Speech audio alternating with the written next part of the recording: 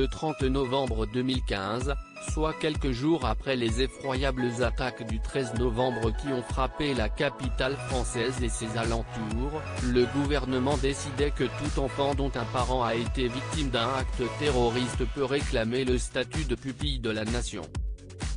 C'est donc ce même statut que le fils de 5 ans de Samuel Paty a hérité ce mardi 20 octobre. Décision du Premier ministre français Jean Castex, annoncée par Jean-Michel Blanquer, ministre de l'Éducation nationale, puis par le journaliste de LCI Renaud Pilat sur Twitter. En tant que pupille de la nation, le petit garçon dépendra de l'Office national des anciens combattants et victimes de guerre, qui gère notamment les subventions qui découlent de ce statut.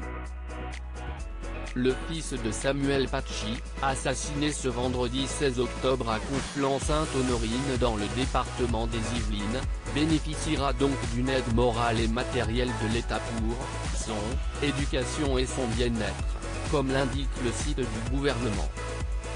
Si Jean Castex a attribué ce statut au garçon, il peut aussi être obtenu par un enfant lui-même victime d'un acte de terrorisme ou encore par un enfant dont le parent ne peut subvenir aux besoins de sa famille en raison de séquelles et blessures suite à un acte de terrorisme.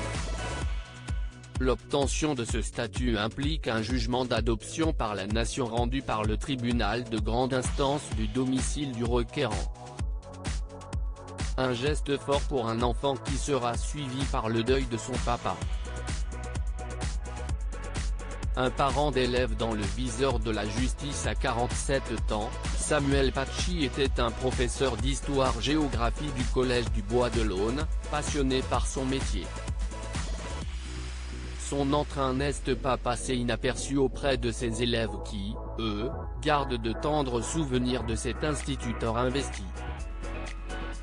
Mais c'est en montrant des caricatures du prophète Mahomet à ses étudiants, dans le cadre d'un cours sur la liberté d'expression et ses limites, qu'un engrenage atroce a été déclenché dès le lundi 5 octobre.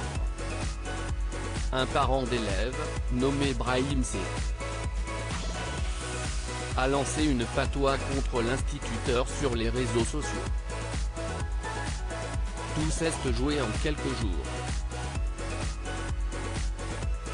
Ce vendredi 16 octobre, les médias français rapportaient qu'un homme avait été retrouvé décapité à Conflans-Sainte-Honorine. Il s'agissait de Samuel Paty. Le meurtrier a été abattu par les autorités après avoir pris la fuite pour Éragny. Désormais dans le viseur de la justice, Brahim C.,